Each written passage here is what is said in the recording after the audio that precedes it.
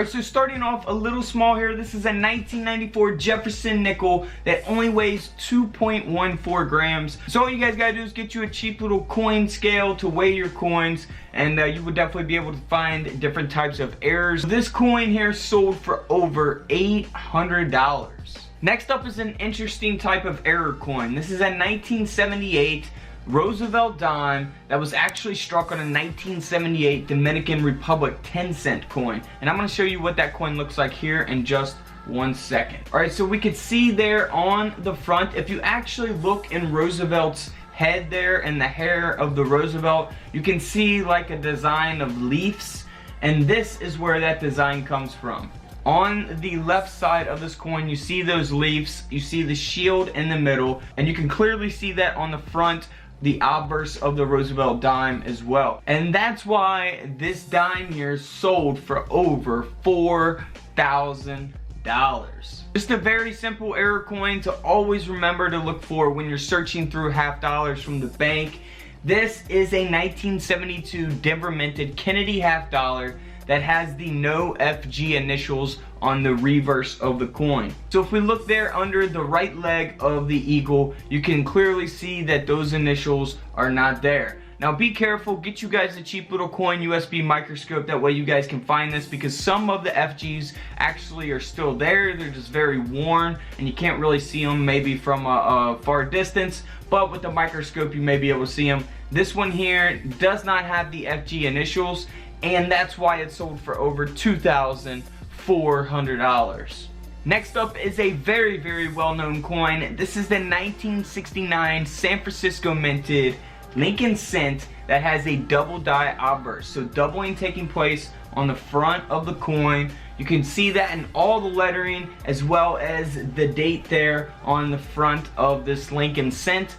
And that's why this penny here sold for a whopping $126,000. Next up is a very interesting error as well. We've covered this in a previous video. This is a 1960 Denver minted Lincoln cent that has a large date over the small date. So if we take a look at this image, you can see the difference between a small date and a large date, most noticeably on the 6. And on the large date, it's a lot more thinner. The small date is a little thicker, but you can definitely tell the difference there on the 6. And the inside of the 0 is much more wider on the large date as opposed to the small date. Now if we zoom in here, you can really see it on the 6 of the date that the large date was over the small date. And that's why this penny sold for over $4,000.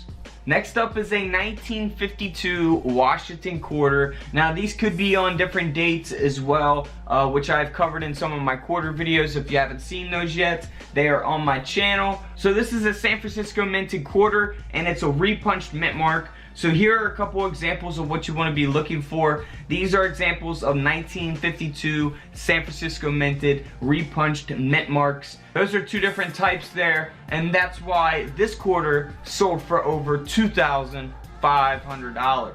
Next up is a very cool coin, because I know what you're thinking. You're thinking that this is a penny, but it is actually a dime. This is a no date 10-cent coin that is missing the reverse clad layer. So it's 90% off center. Obviously you can see that in the picture, and it weighs 1.9 grams. But if we look here on the back, you can actually see the Roosevelt Dime design on there. And then if we go back to the other image, that copper layer is actually just the inner copper core of the coin. It's missing the clad layer on that side. And this coin here sold for over $370. Moving on to a 1943 San Francisco minted Washington quarter. Now this is a double die obverse. It is very noticeable. If we take a look here, you can see doubling taking place on the word liberty, on the phrase "In God We Trust," as well as on the date 1943. Very noticeable on this coin, and that's why this quarter sold for over $5,000.